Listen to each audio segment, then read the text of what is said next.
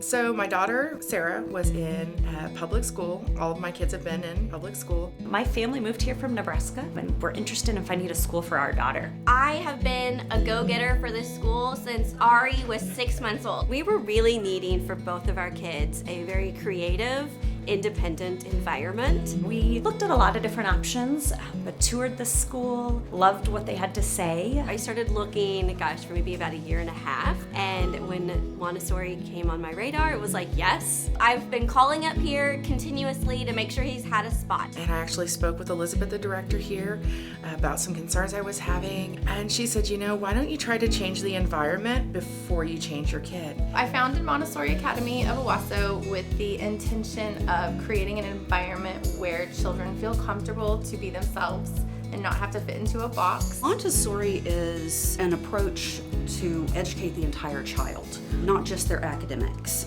Kids here learn to be individuals. They learn to be themselves. They learn at their own pace and they feel comfortable with who they are, and that comfort level helps them to grow academically. It's essential that students have that feeling of safety and security, and that they are welcomed and that they can be who they are before they can start learning the academic topics.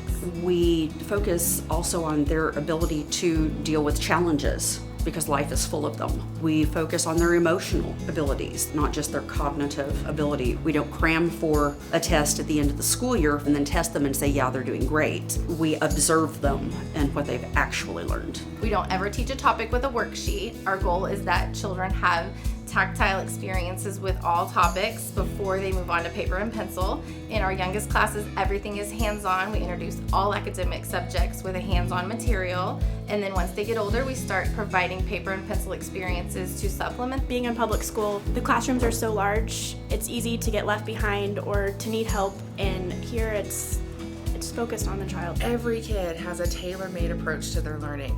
If a student's struggling in one area and they're excelling in another area, the teacher has that ability to kind of pull back on what they're doing great in and maybe push them a little farther on the other side. That's why we have families come to us, because they're looking for a different experience than they had as a student themselves.